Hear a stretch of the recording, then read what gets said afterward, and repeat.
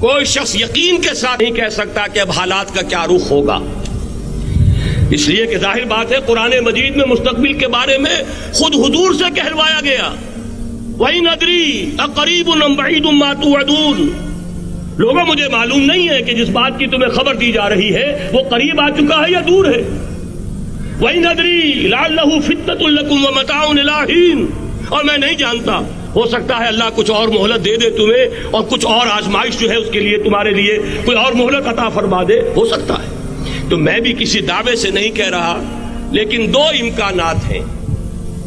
امکان نمبر ایک کیا ہے؟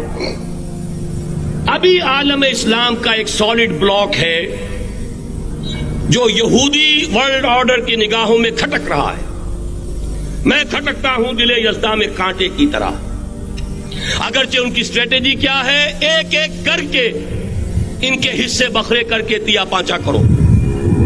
ابھی وہ بلاک کون سا ہے؟ ایران ہے، افغانستان ہے، پاکستان ہے، اور روسی ترکستان سے آزاد ہونے والی جو ریاستیں ہیں، یہ ایک سالڈ بلاک۔ یہ عجمی مسلمان عربی نہیں، عربی گئے، یہ نوٹ کر لیجئے، اس لیے کہ عربوں کو اللہ نے فضیلت دی تھی، محمد ان میں سے تھے صلی اللہ علیہ وسلم، یہ رتبہ بلند ملا جن کو مل گیا۔ لیکن ساتھ ہی اللہ نے دھمکی بھی دے دی تھی سورہ محمد میں، ان تتولوا یستبدل قوما غیرکم، اگر تم پیٹھ دکھا دو گے اس مشن کو جو ہم نے تمہارے حوالے کیا ہے، تمہیں ہٹائیں گے، کسی اور کو لے آئیں گے۔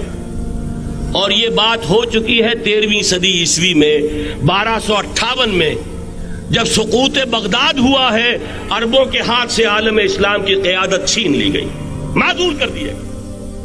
اس کے بعد قیادت کن کے ہاتھوں میں آئی؟ ترکوں کے ہاتھ میں، ترکان تیموری ہندوستان میں، ترکان صفوی ایران میں، ترکان سلجوقی مڈل ایسٹ میں، اور ترکان عثمانی کا تو کہنا ہی کیا ہے، وہ ایشیا مائنر سے چل کر آپ کو معلوم ہے کہ مشرقی یورپ کا کتنا بڑا علاقہ، دی گریٹ آٹومان امپائر اس صدی کے آغاز تک قائم تھی۔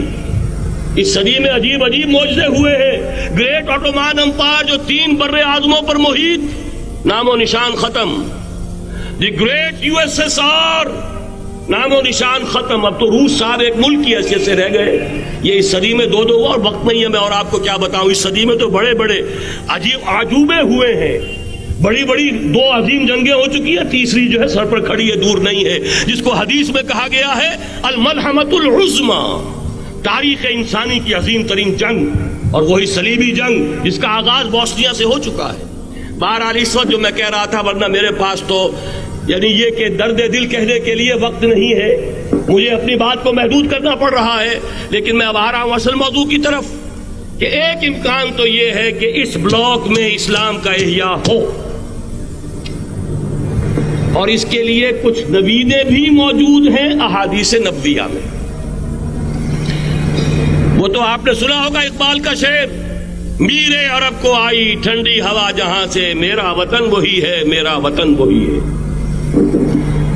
حدیث میں آتا ہے یخرج ناس من المشرق یؤتون للمہدی، یعنی سلطان ہی، مشرق سے فوجیں نکلیں گی کہ جو کہ مہدی کی حکومت قائم کریں گی، اور یہ ہوں گے حضرت فاطمہ کی نسل ہی سے رضی اللہ تعالی عنہا، لیکن عالم عرب کے اندر پھر ایک طاقت بن کر ابھریں گے، باطل کی قوتوں کے خلاف جہاد کریں گے، لیکن ان کو مدد آئے گی 2 طرف سے، ایک زمینی مدد آئے گی مشرق سے، ایک آسمانی مدد آئے گی، عیسیٰ ابن مریم کا نزول، حضرت مسیح علیہ الصلوۃ والسلام جو زندہ آسمان پر اٹھائے گئے تھے نازل ہوں گے، اور در حقیقت ان 2 مددوں کے نتیجے میں پھر یہود کا قلع قمع ہوگا، اور یہی گریٹر اسرائیل ان کا گریٹر گریو یارڈ بن کر رہے گا، عظیم تر قبرستان بن کر رہے گا۔